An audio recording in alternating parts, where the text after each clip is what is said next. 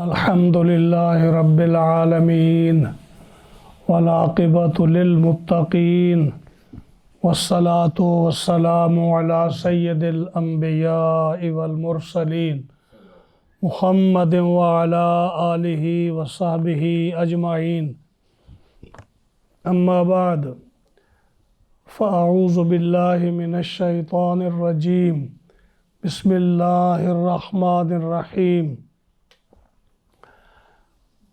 والطور وكتاب مسطور في رق منشور والبيت المعمور والسقف المرفوع والبحر المسجور إن عذاب ربك لواقع ما له من دافع.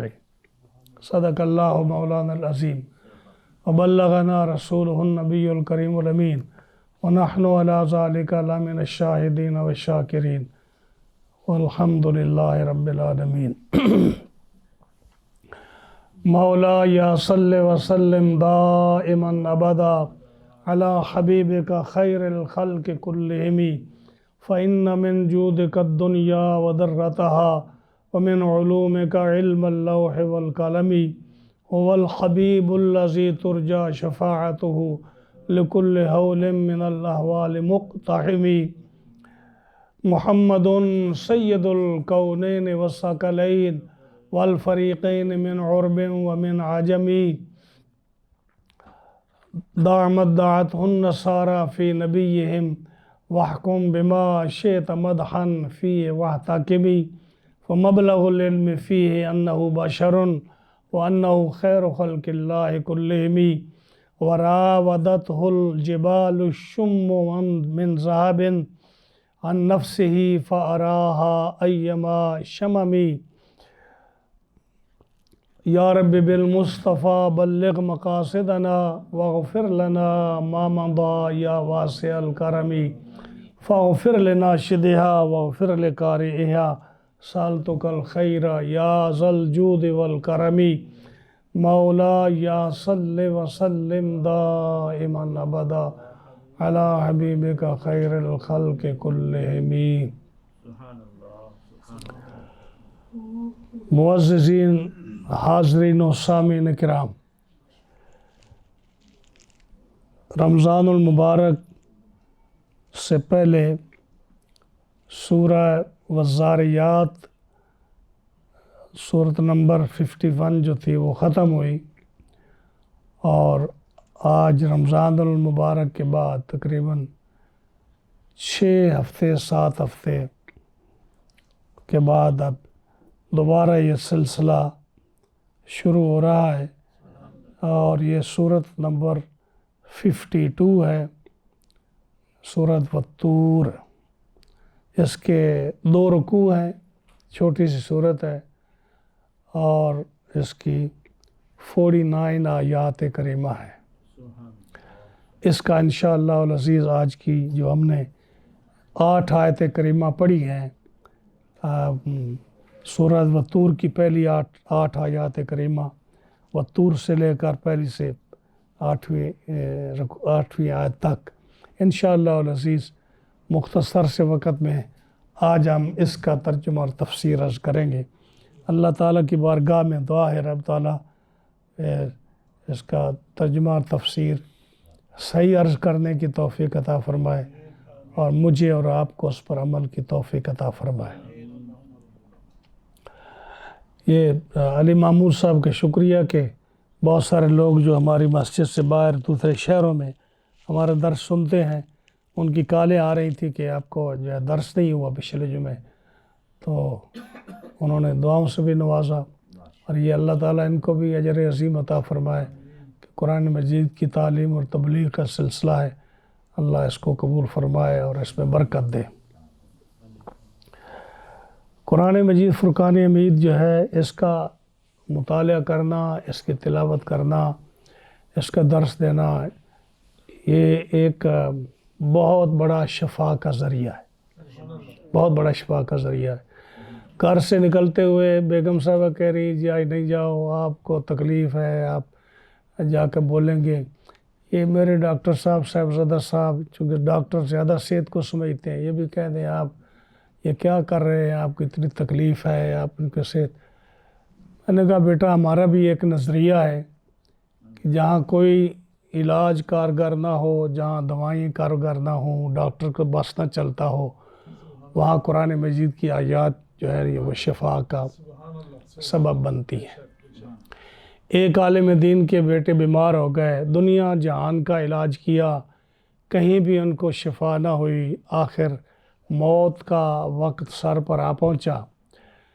رات کو خواب میں سرکار دو عالم علیہ السلام کی زیارت ہوئی. عرض کی کیا حال ہے؟ عرض کی جی بیٹا بیمار ہے، زندگی کی امید ختم ہو چکی ہے.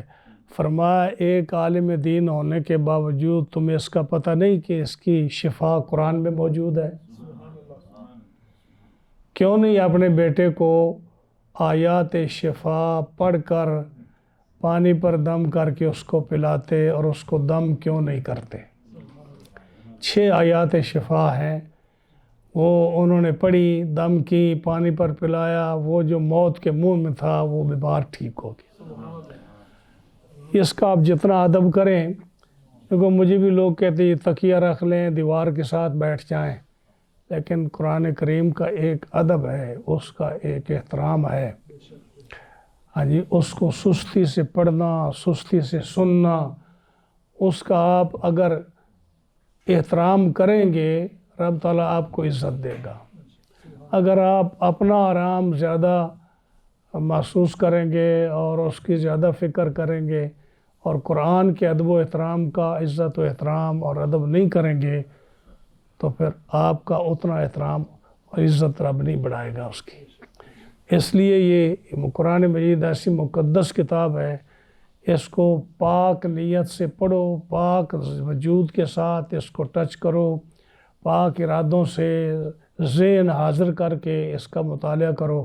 اس کے اندر ہر بیماری کی شفا ہے، اس کے اندر ہر سوال کا جواب ہے. اسی لیے حضرت فاروق اعظم رضی اللہ تعالیٰ عنہ سے غالباً یہ روایت ہے کہ اسی قرآن کی وجہ سے اللہ قوموں کو عزت عطا فرماتا ہے، اسی قرآن کی وجہ سے اللہ تعالیٰ قوموں کو ذلت اور پستی میں گراتا ہے. قرآن خود فرماتا ہے یضل بہ من یشاء ویہدی بہ من یشاء. یہ قرآن میں یضل بہ کثیرا ویہدی بہ کثیرا، بہت سارے لوگوں کو قرآن گمراہ کرتا ہے اور بہت سارے لوگوں کو قرآن ہدایت دیتا ہے. اب یہ سن کر آدمی حیران ہو جاتا ہے کہ قرآن کیسے گمراہ کرتا ہے؟ قرآن تو آیا ہدایت کے لیے. جو صحیح نیت سے نہیں پڑھے گا اس کو گمراہ کرے گا، جو اچھی نیت سے پڑھے گا اس کو عزت دے گا.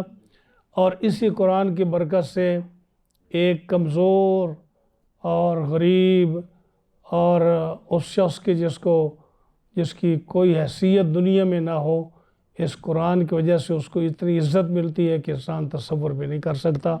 حضرت عطا بن رباح رضی اللہ تعالیٰ عنہ حضرت امام اعظم کے استاد ہیں. امام صاحب رحمۃ اللہ علیہ فرماتے ہیں کہ میں نے اتنا بڑا عالم اپنی زندگی میں آج تک نہیں دیکھا جتنا حضرت عطا بن رباح تھے. اور اس کا ان کے پاس جو طلباء کا اور علماء کا اور پڑھنے والوں کا جمع غفیر ہوتا تھا، اور اتنا بڑا عالم میں نے نہیں دیکھا. جب ہم نے ان کی ہسٹری پڑھی تو پتہ چلا جی ان کا رنگ کالا تھا، پتہ چلا کہ ان کو جو ہے کیا بولتے ہیں آپ اس کو، وہ پیرالائز تھے. ان کا ایک ہاتھ کام نہیں کرتا، ایک آنکھ کام نہیں کرتی، ایک پیر کام نہیں کرتا، ایک حصہ جسم کا کام نہیں کرتا، لیکن دنیا کا سب سے بڑا عالم ہے، امام اعظم کا استاد ہے. تو یہ عزت کس نے دی؟ یہ عزت قرآن نے دی. اگر عزت چاہتے ہو تو قرآن مجید پڑھو، اس پر عمل کرو، اچھی نیت سے پڑھو، اچھے ارادے سے پڑھو. کوئی بیماری کا اس میں چکر نہیں ہے، شفا ہی شفا ہے پورا قرآن مجید. اور جو کس کا قول میں نقل کر رہا تھا کہ کسی بڑے امام کا قول نقل کر رہا تھا، میں نے پچھلے دنوں میں عرض کیا تھا، اب ذہن سے نکل گیا. ان میں وہ فرماتے ہیں کہ 3 چیزوں پر عمل کرو اور چوتھے نہ بنو. تین چیزوں پر عمل کرو اور چوتھا مرتبہ پانے سے گریز کرو، بھاگو اس سے.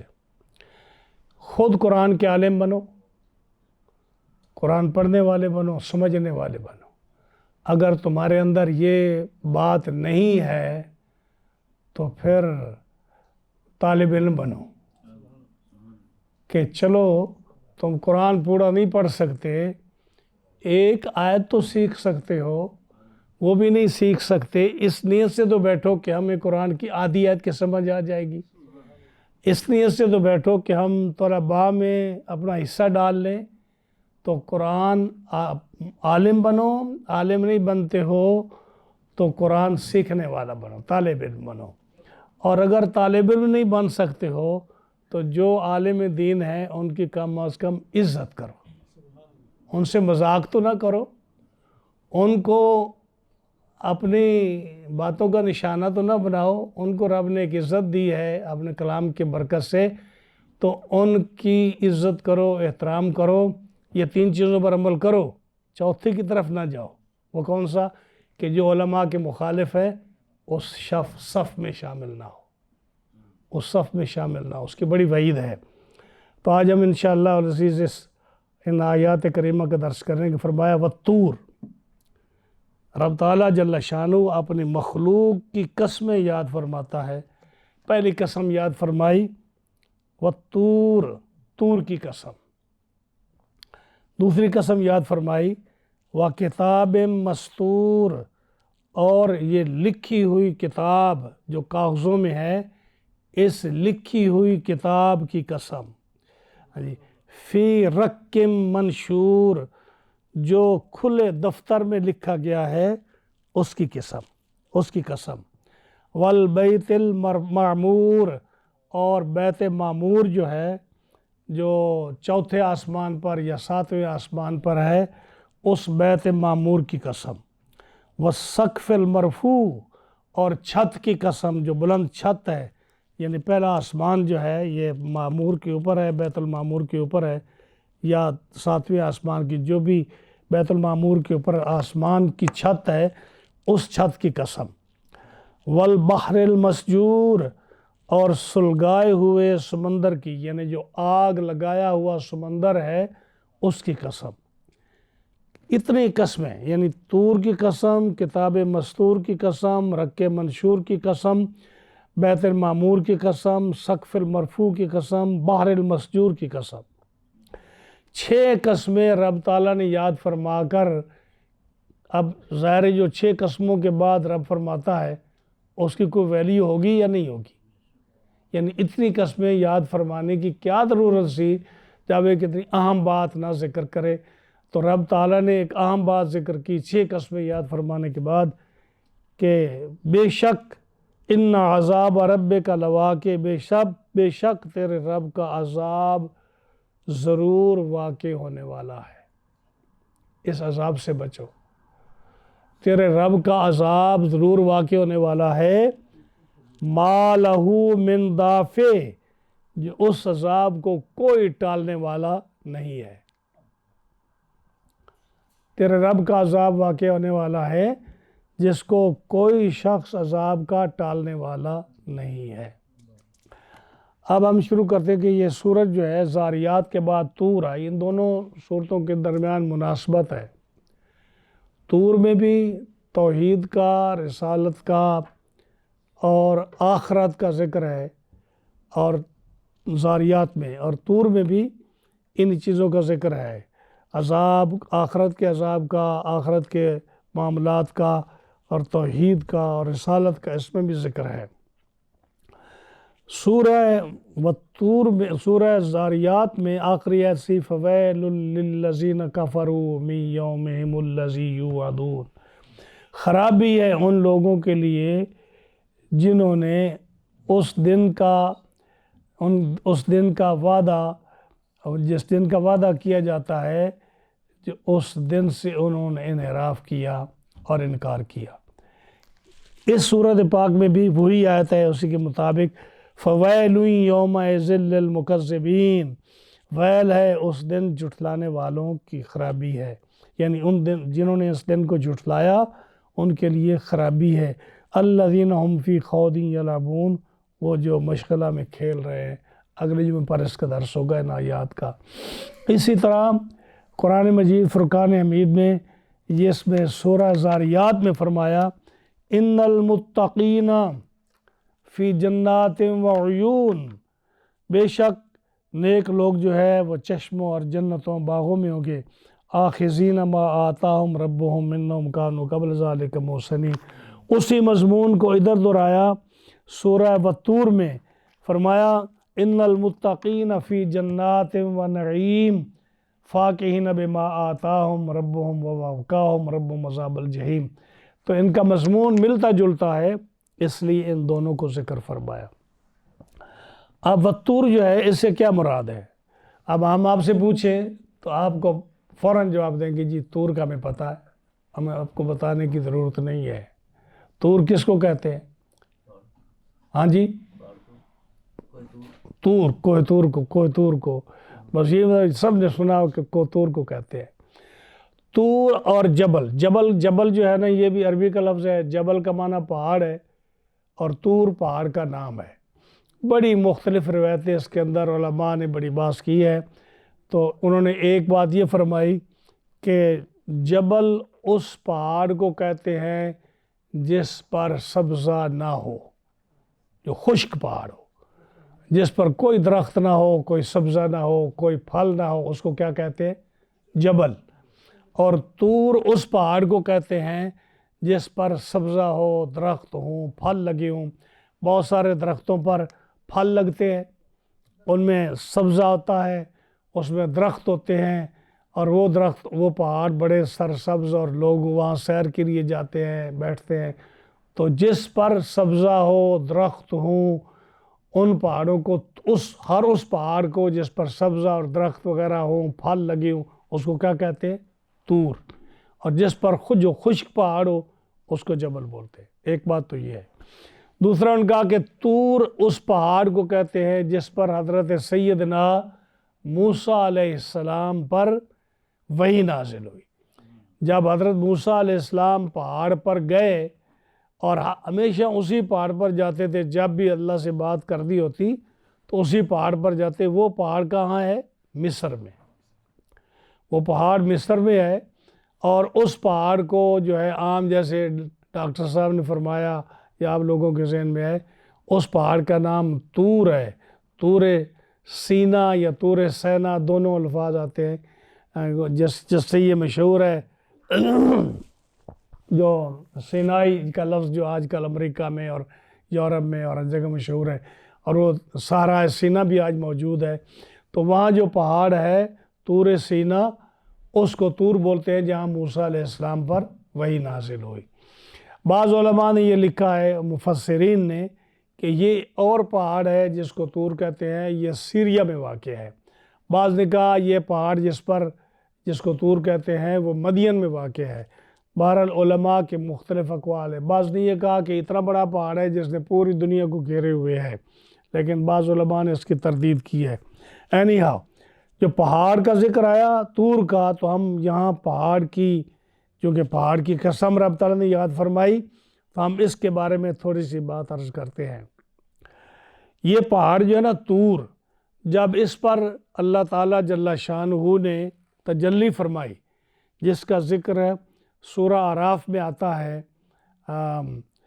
فلما تجلی ربہ للجبل، جب اللہ تعالیٰ نے پہاڑ پر تجلی فرمائی تو پہاڑ جو ہے وہ ٹکڑے ٹکڑے ہو گیا۔ خر موسیٰ صاعقہ، حضرت موسیٰ علیہ السلام بے ہوش ہو کر آپ گر پڑے۔ تو اس کا مطلب ذکر قرآن مجید میں ہے کہ پہاڑ پر رب تعالیٰ نے تجلی فرمائی ہے۔ تو جب تجلی فرمائی تو آتا ہے کہ اس کے 6 ٹکڑے ہو گئے۔ کتنے ٹکڑے ہو گئے؟ پہاڑ طور کے 6 ٹکڑے ہو گئے۔ 3 ٹکڑے جو ہیں وہ مکہ مکرمہ میں جا گرے، اور 3 ٹکڑے اس کے مدینہ منورہ میں جا گرے۔ 3 ٹکڑے مکہ مکرمہ میں گرے، اور 3 ٹکڑے اس کے مدینہ منورہ میں گرے، ان پہاڑوں کے۔ جو مکہ مکرمہ میں گرے ان کا نام ہے حرا کا پہاڑ۔ حرا کا پہاڑ تو دیکھا ہوگا، جبل نور جس کو بولتے ہیں۔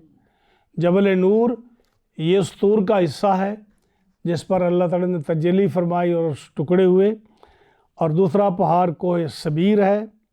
ہاں جی، کوہ صبیر وہ ہے جو منی میں واقع ہے، جس پر حکم ہوتا ہے کہ جب حاجی 8ویں ذی الحجہ کو وہاں 5 نمازیں پوری کریں، فجر کی نماز پڑھیں جو ہے 9 کو، تو 9 کی فجر کی نماز 9 محرم 9 ذی الحجہ کو فجر کی نماز پڑھیں اور انتظار کریں۔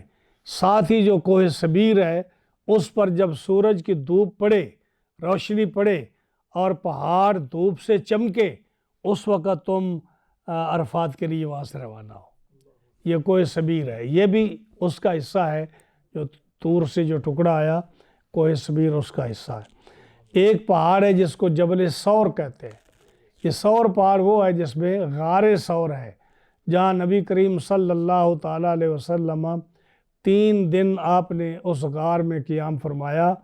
یہ جبل ثور جو ہے یہ 3 میل اونچا ہے، یہ مکہ مکرمہ کے ساتھ ہے۔ تو یہ 3 پہاڑ اس تجلی سے جو طور کے ٹکڑے ہوئے، اس میں ایک پہاڑ جبل نور، جبل ثور اور جبل صبیر، یہ 3 پہاڑ جو ہیں یہ مکہ مکرمہ میں گرے۔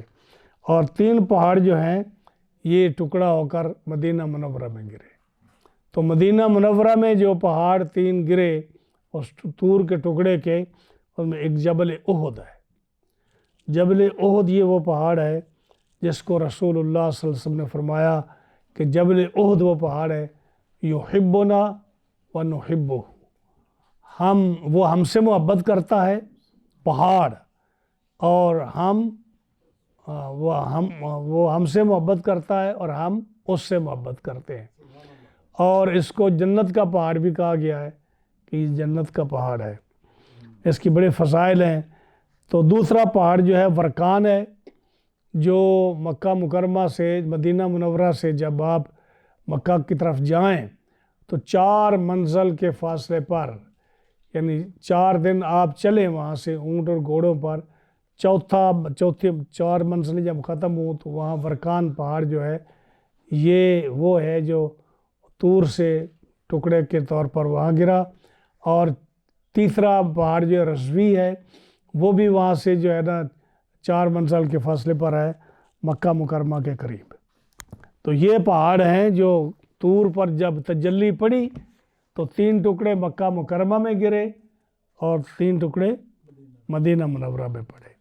تو یہ طور جو ہے اس کے اب یہ طور کا ذکر آیا تو ہم ذکر کریں کہ 5 پہاڑ وہ ہیں جن سے کعبہ کی تعمیر ہوئی۔ جب حضرت ابراہیم علیہ السلام نے کعبہ بنایا تو 5 پہاڑوں کے پتھر لے کر آپ نے اس کی تعمیر فرمائی۔ ایک ہے طور زیتہ، ایک ہے طور سینا 2، اور تیسرا پہاڑ جودی، اور چوتھا پہاڑ لبنان، اور 5واں پہاڑ حرا یعنی جبل نور۔ تو جبل نور کا آپ نے ذکر سنا۔ جبل لبنان جو ہے وہ ادھر ہے سیریا میں، اور جودی کو آپ کو پتہ جہاں حضرت نوح علیہ السلام کی کشتی رکی تھی وہ جودی پہاڑ ہے۔ اور طور زیتہ وہ پہاڑ جس پر زیتون کے درخت جو ہے پیدا ہوتے ہیں، یہ بھی سیریا میں ہے۔ اور طور سینا یہ طور جس پر جو صحرا سینائی میں ہے۔ بعض روایت میں آتا ہے کہ ان 5 کے علاوہ جبل ابی قبیس اور جبل ورقان اور جبل احد، یعنی یہ پہاڑ جو ان سے بھی جو ہے پتھر لے کر حضرت ابراہیم علیہ نبینا علیہ السلام نے کعبہ تیار کیا تھا۔ اب یہ پہاڑ جو ہیں، پہاڑوں کی بھی ایک اپنی شان ہے۔ جب رسول اللہ صلی اللہ تعالیٰ علیہ وسلم نے اعلان نبوت فرمایا تو اب اللہ تعالیٰ نے حضرت جبریل امین کو بھیجا کہ جاؤ میرے محبوب علیہ السلام سے پوچھو۔ ہاں جی، کیا پوچھو؟ کہ فرمایا کہ ان جبریل علیہ السلام نازل جبریل آسمانوں سے نیچے تشریف لائے حضور کی بارگاہ میں اور عرض کیا فقال اللہ تعالیٰ یقرئک السلام، اے محبوب صلی اللہ علیہ وسلم اللہ تعالیٰ آپ پر سلام بھیجتا ہے، اللہ تعالیٰ آپ پر سلام بھیجتا ہے۔ وَيَقُولُ لَكَ، اور ایک پیغام دے کر پوچھتا ہے کہ یا اے میرے محبوب علیہ السلام، ہاں جی، أَتُحِبُّ أَنْ أَجْعَلَ هَذِهِ الْجِبَالَ ذَهَبًا، کیا آپ اس بات کو پسند کرتے ہیں کہ یہ پہاڑ جو ہے نا، 5 پہاڑ، ان کو میں سونا بنا دوں تاکہ آپ اپنی زندگی آسائش اور آرام سے گزاریں۔ یہ 5 پہاڑ جو ہے نا، ان کو میں سونا بنا دوں، ہاں جی، تاکہ یہ وَتَكُونُ مَعَكَ أَيْنَمَا كُنْتَ، جہاں بھی آپ جائیں یہ پہاڑ آپ کے ساتھ چلتے رہیں۔ آپ کو ضرورت ہو استعمال کی، خرچ کی، دنیاوی چیزوں کی، تو آپ اس کو، ان پہاڑوں کے سونے کو استعمال کریں، تو آپ تکلیف دنیا میں، دنیاوی زندگی میں آپ تکلیف نہ اٹھائیں۔ جب یہ پیغام پہنچا فَتَوَقَّفَ سَاعَةً، نبی کریم علیہ السلام نے تھوڑی دیر کے لیے سکوت فرمایا۔ ظاہر ہے جب علی محمود صاحب آپ کو کوئی کہے کہ میں آپ کو $5 ملین کی جو ہے نا لاٹری دیتا ہوں، تو آپ سوچیں گے کہ نہیں؟ فوراً تو نہیں کہہ دیں گے کہ میں لیتا ہوں، یا یہ کہیں گے کہ میں نہیں لیتا جی، تو آپ سوچیں گے۔ تو ہر آدمی جب بھی کسی کو کوئی نعمت کا ذکر ہوتا ہے وہ سوچتا ہے۔ آپ صلی اللہ علیہ وسلم نے بھی توقف فرمایا، اور یہ غالباً اس لیے فرمایا کہ جب بھی کوئی ایسی آفر ہو تو پھر سوچے آدمی کہ یہ میرے فائدے کی ہے، نقصان کی ہے، اس میں کیا کرنا چاہیے، کیا نہیں جلد بازی نہیں کرنی چاہیے نہیں۔ تو آپ نے توقف فرمایا، تھوڑی دیر سوچا آپ نے۔ فقال یا جبریل، پھر آپ نے جبریل کو عرض کی، فرمایا آپ نے، جبریل کو آپ نے فرمایا۔ تو ظاہر ہے کہ جبریل کے تھرو یہ پیغام ملا تھا، تو آپ نے جبریل کے تھرو اللہ کی بارگاہ میں یہ پیغام پیش کیا۔ فقال یا جبریل، کہنے لگے اے جبریل، اللہ ان الدنیا دار من لا دار لہ، دنیا کا مجھے تم سونا اور پہاڑ دیتے ہو سونے بنا کر، یہ دنیا جو ہے نا، یہ حویلی اور دولت اور یہ بادشاہی اور یہ حکومت اور یہ دنیا داری اس کے لیے ہے جس کا کوئی گھر نہ ہو، جس کا کوئی گھر نہ ہو، کہ دنیا میں لوٹ لو جتنا لوٹنا ہے، دنیا میں کھا لو جتنا کھانا ہے، یہ 4 دن ہے موجیں کر لو، پتہ نہیں کیا ہوگا۔ تو یہ دنیا کی زندگی، دنیا کی موجیں، دنیا کی دولت اس کے لیے ہے من لا دار لہ، جس کے لیے کوئی گھر نہیں ہے۔ وَمَالٌ مَن لَا مَالَ لَهُ، اور یہ اس کا جس شخص کے پاس بالکل مال نہیں ہے، یہ دنیا کی زندگی اس کے لیے مال ہے کہ اس کو کماؤ کھاؤ جتنا ہو سکتا ہے۔ قد یجمعھا، جس کے پاس مال نہیں ہے نا وہی اس کو جمع کرتا ہے۔ وَقَدْ يَجْمَعُهَا مَن لَا عَقْلَ لَهُ، اس جو سونے چاندی کے خزانے جو مجھے دیے جا رہے ہیں، اس کو وہی جمع کرتا ہے جس کے پاس عقل نہیں ہے۔ کیوں کہ یہ دنیاوی زندگی تو 4 دن کی ہے، اصل میں تو آخرت کا فکر ہونا چاہیے، اور مومن کا گھر آخرت کا گھر ہے۔ دنیا جو ہے الدنیا سجن المومن و جنت الکافر، دنیا مومن کے لیے قید خانہ ہے، ہاں جی، اور کافر کے لیے جنت ہے۔ اس لیے ان کو آخرت کا کوئی فکر نہیں ہے، کیونکہ ان کو پتہ ہی نہیں کہ آخرت میں کیا ہونا ہے۔ مومن کو تو پتہ ہے، جب اس کو پتہ ہے تو دنیا مومن کے لیے قید خانہ ہے، دنیا مومن کے لیے قید خانہ ہے، اور جنت کافر کے لیے جنت ہے۔ اور قرآن مجید فرماتا ہے یود احدہم لو یعمر الف سنہ، جو دنیاوی زندگی پر خوش ہے، جو آخرت کو نہیں سمجھتا، وہ اس چیز کو محبوب رکھتا ہے، محبت کرتا ہے اس بات سے کہ اس کی زندگی کتنی ہو جائے، الف سنہ، 1000 سال۔ وہ کہتا ہے کہ 1000 سال مجھے موت نہ آئے، کیوں؟ کیونکہ جب بھی 1000 سال کے بعد موت جب بھی موت آ جائے گی تو آگے اس کو تو اندھیرا نظر آتا ہے نا، اس کو اندھیرا نظر آتا ہے۔ یہ مومن کی کیا شان ہے کہ ادھر جو ہے روح نکلا اور آگے نعمتیں اللہ تعالیٰ کی انتظار فرما رہی ہیں، اس کو بہتر زندگی جو ہے اس کو آگے میسر ہو رہی ہے اور اس کا وعدہ کیا گیا ہے۔ تو فرمایا کہ اے جبریل، یہ دنیا اس کے لیے ہے، اس کا گھر ہے جس کا کوئی گھر نہیں، یہ دنیا اس کا مال ہے جس کے پاس کوئی مال نہیں، اور اس کو وہی جمع کرتا ہے جو بے وقوف ہے۔ لا عقل لہ فقال لہ جبریل، اب جبریل نے جواب دیا، یا رسول اللہ صلی اللہ علیہ وسلم، ثبتک اللہ یا محمد بالقول ثابت، اللہ نے آپ کو ایک قول ثابت کے ساتھ جو ہے آپ کو ایک قول ثابت کے ساتھ آپ کو ثابت قدم رکھا، یعنی آپ کا مشورہ، آپ کی بات بالکل سوچ بالکل صحیح ہے کہ آپ ثابت قدم رہے، آپ نے دنیا کو پسند نہیں فرمایا۔ ہاں جی، اور وہ پہاڑ جو تھے نا، یہ صرف بات نہیں ہے کہ جبریل نے کہا کہ یہ پہاڑ چلیں گے، وہ پہاڑ آپ کی خدمت میں حاضر ہوئے۔ قصیدہ بردہ شریف میں نے یہ شعر ابھی پڑھا ہے، وراودتہ الجبال الشم من ذہب، جی ان پہاڑ حاضر ہو کر حضور کی خدمت میں آئے اور انہوں نے آپ کا دل لبایا۔ دل لبانے کا مطلب سمجھتے ہو کہ آپ کے سامنے آئے، سونا بن کر آئے، سونا بن کر آئے آپ کو۔ وراودت التی، جیسے قرآن مجید سورہ یوسف میں آتا ہے نا کہ زلیخا بن ٹھن کر حضرت یوسف کے سامنے آئی کہ دیکھ میرا حسن، دیکھ میرا جمال، دیکھ، اور دیکھ یہاں تمہیں پوچھنے والا نہیں ہے۔ وراودت التی، وہی لفظ استعمال آیا، وراودت الجبال، پہاڑ پورے سونے کے ہو کر حضور صلی اللہ علیہ وسلم کی خدمت اقدس میں، بارگاہ اقدس میں وہ آئے اور انہوں نے لبایا آپ کو خوبصورت ترین سونے کے بن کر، ان نفس ہی، کہ حضور کے دل میں وہ خواہش پیدا ہو کہ میں یہ سونے کو لوں۔ فَأَرَاهَا أَيَّمَا شَمَمِ، تو آپ کا مقام اتنا بلند اور رفیع تھا کہ آپ نے ان کی طرف توجہ ہی نہیں کی، اور ان کو ذلت سمجھتے ہوئے، ان کو جو ہے نا اس کو دنیا سے دوری کر سمجھتے ہوئے آپ نے ان کو دھتکار دیا اور فرمایا مجھے سونے کی ضرورت نہیں، یہ وہ لے جو بے وقوف ہے۔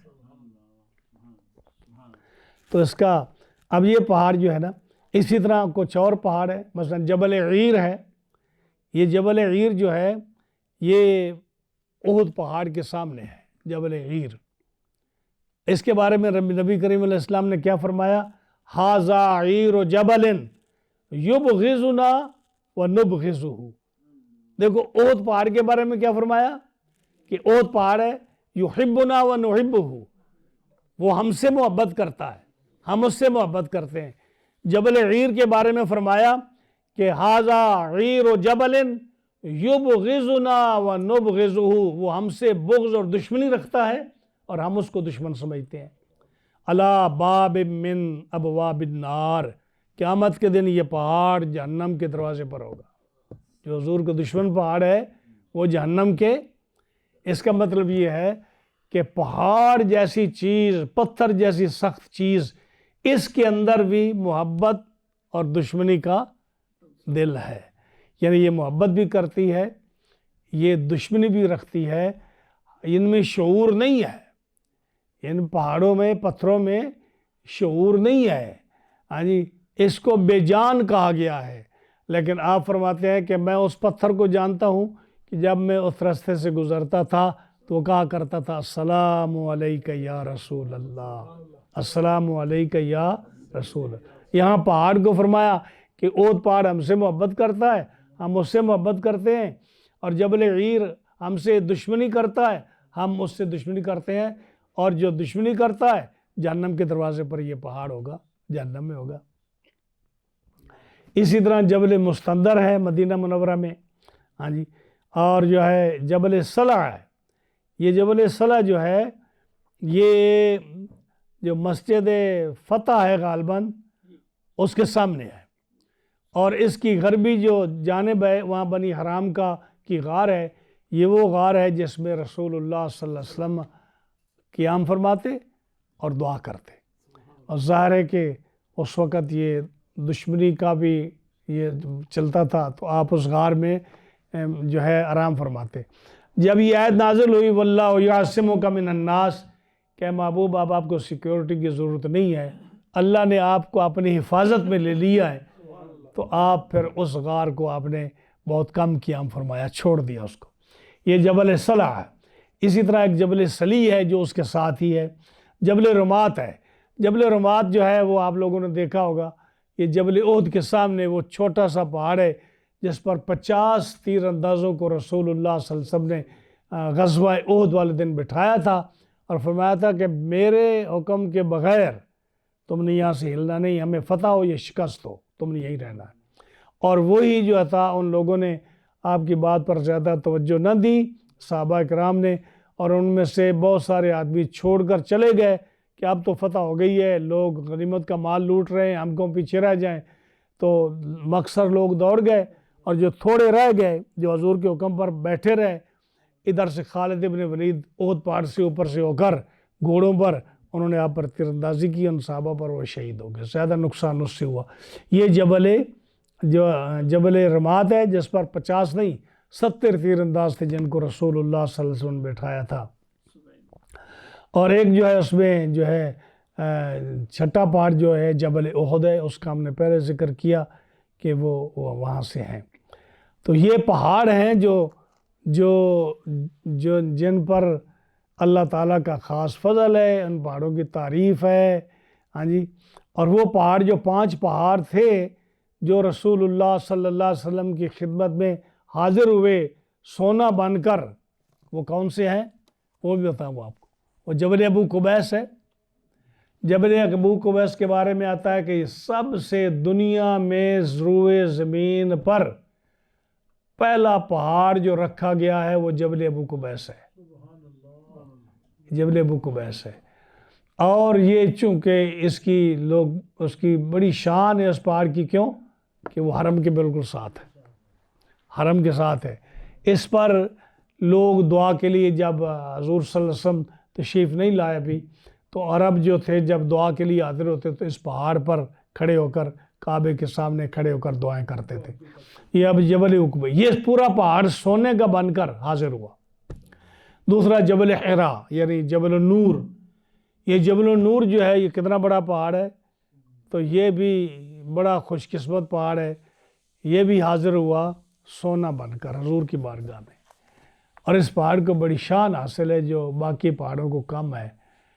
کتنی راتیں اس نے سرکار دو عالم صلی اللہ علیہ وسلم کے چہرہ مبارک کی خوب زیارت کی کہ آپ اس میں قیام فرماتے، اور اس میں جو ہے نا پہاڑ آپ کی زیارت کرتا، پتھر آپ کی زیارت کرتے، قدموں کے نشان وہاں موجود ہیں۔ وہ فضا بڑی معطر ہے، وہ فضا بڑی خوبصورت ہے جس میں آپ کے سانس، آپ کی ہوا، آپ کی خوشبو ابھی موجود ہے۔ تو اس پہاڑ بھی سونا بن کر حضور کی خدمت میں حاضر ہوا کہ حضور میں سونا بن کر حاضر ہوں، آپ جو ہے نا ہمیں قبول فرمائیے۔ تیسرا پہاڑ جبل ثور ہے۔ یہ جو بہت بڑا پہاڑ ہے جس میں غار ثور ہے، یہ بھی سونا بن کر آپ کی خدمت میں حاضر ہوا کہ آپ ہمارے قبول فرمائیے۔ چوتھا پہاڑ جو ہے جبل عرفات ہے۔ عرفات کا پہاڑ بھی آپ نے دیکھا ہے، تو یہ پہاڑ بہت بڑا ہے، اور یہ بھی سونا بن کر آپ کی خدمت میں حاضر ہوا اور آپ کو لبھانے کی کوشش کی۔ اور پانچواں پہاڑ جو ہے جبل بطحا ہے، بطحا، یعنی یہ بہت خوب پہاڑ ہے۔ رسول اللہ صلی اللہ علیہ وسلم کے جو نام ہے نا، جیسے آپ کو کہا جاتا ہے کہ آپ کا نام مکی بھی ہے، کیوں کہ آپ مکہ میں پیدا ہوئے۔ آپ کا نام مدنی بھی ہے کہ آپ مدینہ میں بھی رہے۔ آپ کا نام ہاشمی بھی ہے، کیوں آپ بنی ہاشم کے اولاد میں ہیں۔ آپ قریشی بھی ہیں، ہاں جی۔ آپ تہامی بھی ہیں کیونکہ تہامہ جو علاقہ ہے اس کے آپ باسی تھے۔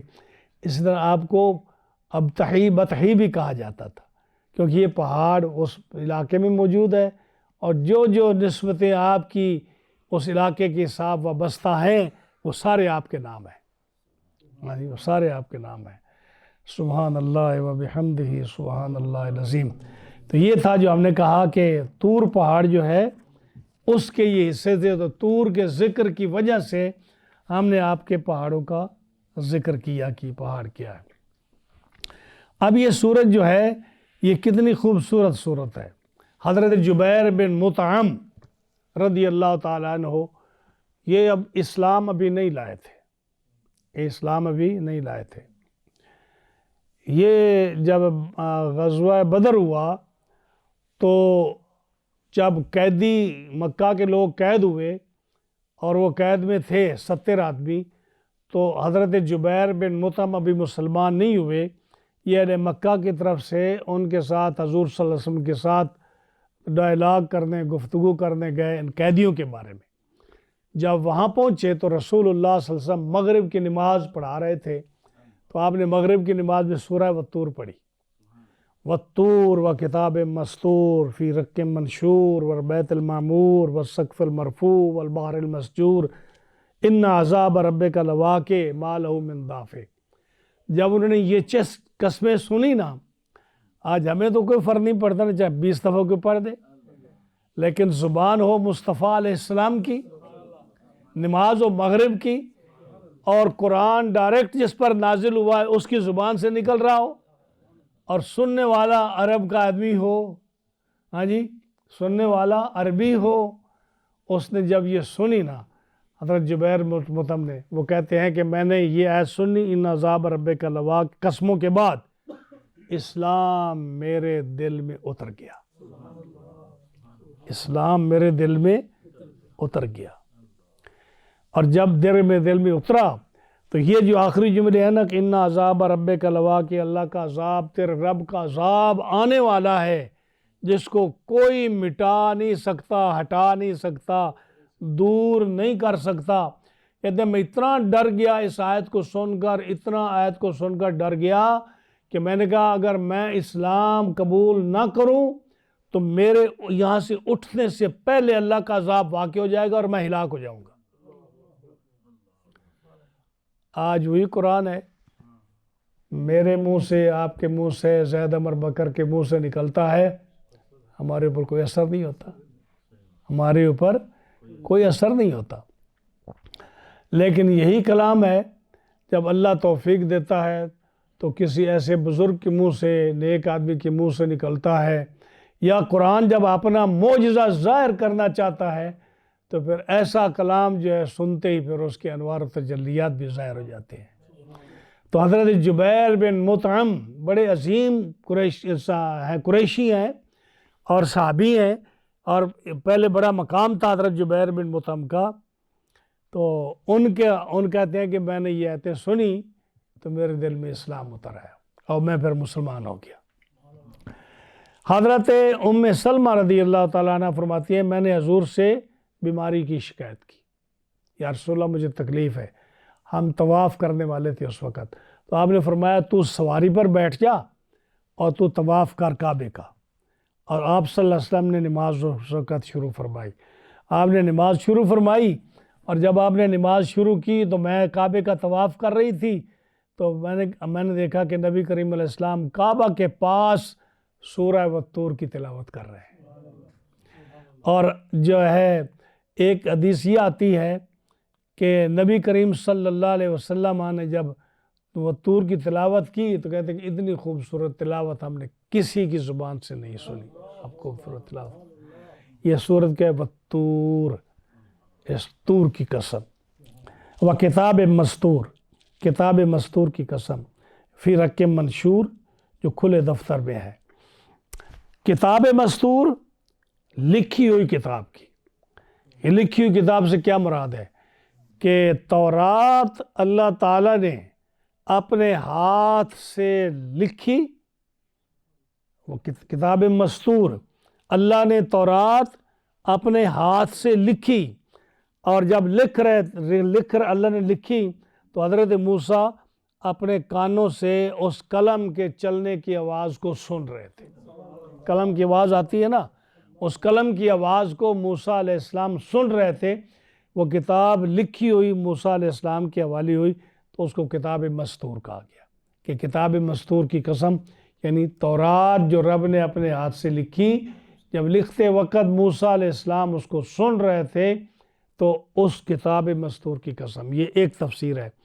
دوسری تفسیر یہ ہے کہ کتاب مستور سے مراد جو ہے نا تورات، انجیل، زبور، قرآن مجید، یہ ساری کتابیں مراد ہیں کہ یہ کتابیں لکھی ہوئی جو ہیں ان کی قسم ہے. اب ایک بات اور آگے فرمانا فی رق منشور، رق جو ہے اس میں لکھی ہوئی جو کھلا دفتر ہے. پہلے زمانے میں کاغذ نہیں ہوتا تھا. پہلے زمانے میں کاغذ کب شروع ہوا پتہ ہے آپ کو؟ یہ عباسی دور میں ہارون رشید کا بیٹا جو مامون رشید ہے، اس کی حکومت کے دور میں کاغذ شروع ہوا. اس سے پہلے کاغذ نہیں ہوتا تھا. آپ یہ پوچھیں گے کہ جی پھر لوگ لکھتے کس پر تھا؟ رق منشور، رق پر لکھتے تھے. اور رق کیا ہے؟ جو پہلے بادشاہ گزرے ہیں جتنے بھی مامون رشید سے پہلے، آخر بڑے بڑے بادشاہ، بڑی حکومتیں، ان کے پیغام جاتے، ان کے لیٹر جاتے، اس پر مہریں لگتی، تو کس پر لکھتے تھے؟ وہ ہرن کی جھلی جو ہے اس کو کسی ایسے طریقے سے صاف بناتے کہ وہ کاغذ سے بھی بڑا جو ہے نرم اور خوبصورت، کاغذ سے بھی نرم ہو جاتا، جی نفیس ہو جاتا، جس پر وہ لکھتے اور وہ لکھائی مٹتی نہیں تھی. پانی سے دھوئیں، کسی سے دھوئیں، ہرن کی جھلی پر. جب جو لوگ تعویذ لکھتے ہیں نا، جب ہم تعویذ لکھتے ہیں تو تعویذ پر ہمیں یہ ہے کہ ہرن کی جھلی پر یہ لکھ کر دو، یعنی یہ ہرن کی جھلی پر لکھ کر دو تعویذ، تو اس کا اکثر آتا تھا. تو ہمیں پتہ نہیں تھا کہ ہرن کی جھلی کا کیا مطلب ہے اور اس پر کیوں لکھتے ہیں. تو آج مطالعے سے ہمیں یہ پتہ چلا کہ اس پر جو لکھا جاتا ہے وہ مٹتا نہیں ہے. تو جب آپ نہ مٹے، تو جب مریض کے گلے میں ہو یا کسی چیز میں ہو تو وہ مٹے گا نہیں، تو اس کا اثر باقی رہے گا. تو یہ فرمایا قرآن مجید میں کہ اس کتاب مستور کی قسم جو رق منشور، جو کھلے دفتر میں ہرن کی جھلی پر لکھی ہوئی کتابیں، کو تورات پہلے ہرن کی جھلی پر، قرآن جو ہے ہرن کی جھلی پر جب کاغذ بننے سے پہلے، انجیل اس پر، زبور اس پر، اور جتنا کچھ بھی لکھا جاتا تھا ان کتابوں کو اس پر لکھا جاتا تھا. تو فرمایا طور پہاڑ کی قسم اور کتاب مستور جو نوشتہ ہے، کتاب لکھی ہوئی اس کی قسم، جو ہرن کی جھلی میں لکھی ہوئی کاغذوں پر کھلے دفتر میں، اس کی قسم. والبیت المعمور، اور بیت معمور کی قسم. بیت المعمور سے آپ سے پوچھو تو آپ جواب دیں کہ جی بیت المعمور تو وہ جو 7ویں آسمان پر ہے، جس کا ذکر معراج میں آتا ہے کہ حضرت ابراہیم علیہ السلام اس کے ساتھ ٹیک لگا کر بیٹھے ہیں، اور جب حضور تشریف لے گئے تو کہا کہ اپنی امت کو میرے طرف سے ایک پیغام دینا. سنا ہوا ہے نا آپ نے؟ ہاں جی، کیا پیغام؟ کہنا کہ جنت کی زمین بڑی خوبصورت ہے. ہاں جی، بعض زمینیں ہوتی ہیں نا کہ جو بہت خوبصورت ہوتی ہیں، بیج ڈالنے کی، گوڈی کرنے کی، پانی دینے کی ضرورت نہیں ہوتی، فصلیں ایسے اگتی ہیں کہ جنگل بن جاتا ہے دنوں میں. جنت کی زمین بڑی خوبصورت ہے، گوڈی کرنے کی ضرورت نہیں ہے، پانی دینے کی ضرورت نہیں ہے، بس بیج ڈالنے کی ضرورت ہے، اور کہنا کہ بیج ڈالو، دیکھو کتنے درخت اور کتنے پھل لگیں گے. اور بیج کون سا ہے؟ سبحان اللہ والحمد للہ ولا الہ الا اللہ واللہ اکبر ولا حول ولا قوت الا باللہ العلی العظیم. یہ کہاں پیغام ملا؟ بیت معمور میں. اب بیت المعمور میں بھی بڑی باتیں ہیں. آپ کو ایک بات بتاؤں کہ شاید آپ کو پتہ ہو، صاحب مطالعہ لوگ ہیں آپ. یہ بیت المعمور جو ہے نا، یہ آدم علیہ السلام کی پیدائش سے پہلے یہ کعبہ تھا زمین پر، اور فرشتے اس کا طواف کرتے تھے. جب آدم تو تھے نہیں، تو آدم علیہ السلام کی پیدائش سے پہلے یہ کعبہ فرشتوں نے تعمیر کیا اور اس کا وہ طواف کرتے تھے. انسان بنانے۔ جب آدم علیہ السلام تشریف لائے تو انہوں نے بھی اس کا طواف کیا، اور جو ہے پھر اس کے بعد جب طوفان نوح آیا تو اس کعبے کو اٹھا لیا گیا، چونکہ یہ فرشتوں کا کعبہ بنایا ہوا تھا۔ اس کعبے کو آسمانوں پر اٹھا کر چوتھے آسمان پر لے گئے، تو یہ بیت المعمور جو ہے نا یہ چوتھے آسمان پر ہے، اور جس بیت المعمور کا ذکر آتا ہے وہ 7ویں آسمان پر ہے، جس کا ذکر ہے نا کہ حضور معراج پر تشریف لے گئے، اور آپ نے جس میں روایت آتی ہے کہ میں ابراہیم علیہ السلام سے ملا، اور وہاں آپ نے جماعت کرائی فرشتوں کی۔ 70,000 فرشتہ دن کو آتا ہے، 70,000 فرشتہ شام کو آتا ہے، اور جو ایک بار آ جائے اس کو دوبارہ آنے کا موقع نہیں ملتا۔ جیسے حضور صلی اللہ علیہ وسلم کے روز اطہر پر 70,000 فرشتہ صبح آتا ہے، 70,000 فرشتہ شام کو آتا ہے، جو ایک دفعہ آیا اس کو دوبارہ آنے کا موقع نہیں ملتا۔ اسی طرح بیت المعمور جو فرشتوں کا کعبہ ہے، جب ایک مرتبہ فرشتے آئے دوبارہ ان کو آنے کا موقع نہیں ملا، فرشتے اتنی تعداد میں ہیں۔ اب یہ جو ہے نا ایک روایت یہ ہے کہ بیت المعمور 7ویں آسمان پر ہے، ایک ہے کہ چوتھے پر ہے، ایک ہے کہ یہ زمین پر بھی تھا۔ تو اب ہم آپ کو تفسیر بتائیں کہ کیا ہے۔ 15 کعبے ہیں۔ کتنے ہیں؟ 15 کعبہ ہیں، کعبے 15 ہیں، 7 آسمان پر ہیں، ہر آسمان کا اپنا کعبہ ہے۔ اب دیکھو نا، آپ کا ایک چھوٹا سا جرسی سٹی ہے، کتنی مسجدیں ہم نے بنائی؟ ہاں جی، کیوں؟ کہ جی تاکہ ہر آدمی جو ہے وہ مسجد میں نماز پڑھ سکے۔ تو فرشت کیا آسمان جو تھے وہ بغیر مسجد کے رہتے؟ بغیر مسجد کے آسمان تو نہیں رہ سکتے نا، کہ اللہ کی مخلوق ہے، مسجد کو پسند کرتی ہے، وہاں بھی مسجد کو ہونا ضروری ہے۔ تو 15 کعبے ہیں، 7 کعبے آسمانوں میں، ہر آسمان کا اپنا کعبہ ہے، اور 7 کعبے 7 زمینوں میں ہیں، زمینیں 7 ہیں، 7 اس میں ہیں۔ اور وہ جو ہے نا وہ کعبے، جو یہ کعبہ ہے اس کی بلندی پر بالکل بعین ہی اگر 7ویں آسمان کے کعبے کو نیچے گرایا جائے تو سیدھا اس کی چھت پر آ کر گرے۔ 7 آسمان اسی طرح ایک دوسرے کے اوپر ہے، اور زمین کے بھی کعبے اسی طرح اس کے نیچے ہیں۔ 7 زمینی جو ہیں ان کے کعبے اسی طرح ہے۔ اب 15واں یہ کعبہ ہے۔ تو جو پہلے آسمان کا کعبہ ہے اس کا نام بیت العزت ہے، اس کا نام بیت العزت ہے، اور جو 7ویں جو اوپر جو ہے دوسرے پر، تیسرے پر، چوتھے پر، یہ چوتھے پر بیت المعمور ہے، 7ویں پر ہے، یہ سارے عرش کے نیچے ہیں۔ عرش کے نیچے کہ جیسے کعبہ ایک دوسرے کے اوپر ہے نا، بالکل بعین ہی اسی فضا میں عرش بھی اسی طرح کعبہ کے اوپر ہے۔ گویا کہ عرش کے نیچے 7ویں آسمان کا بیت المعمور، پھر 6ٹھے کا، پھر 5ویں کا، چوتھے کا، تیسرے کا، دوسرے کا، پہلے کا، پھر زمین کا، پھر زمینوں کے کعبے۔ اور یہ کعبہ جو ہے یہ بڑی خوبصورت اللہ کا گھر ہے، اور اس کی جو برکتیں ہیں وہ انسان سوچ بھی نہیں سکتا۔ اللہ تعالیٰ نے مسلمانوں کے لیے کیسی خوبصورت چیزیں بنائی جو باقی قوم کے لیے نہیں ہے۔ آپ اکثر سنتے ہو سلیمانی ہیکل، سنتے ہو نا؟ یہ جو آج جھگڑا بنا ہوا ہے آج کل، روز جو فلسطین میں یہ لڑائی جھگڑا ہوتا ہے، اور یہ مشہور ہے کہ جی یہ مسجد اقصیٰ کو گرانے والے ہیں کیونکہ یہ ہیکل سلیمانی کی تلاش میں ہیں۔ حضرت سلیمان علیہ السلام کا جو ہیکل تھا، ہیکل کہتے ہیں کعبے کو، جیسے مسلمانوں کا کعبہ ہے، یہ یہودیوں کے پاس اس وقت کوئی کعبہ نہیں ہے، اس کعبے کی تلاش میں ہے، اس کعبے کی تلاش میں ہے۔ اور جب وہ دور تھا یہود کا، تو جب اس کو بخت نصر نے، اور اس سے پہلی صدی میں جب اس کو گرا دیا گیا، یہودیوں پر قبضہ کر کے بیت المقدس کو گرایا گیا، تو ہیکل سلیمانی ختم ہوا۔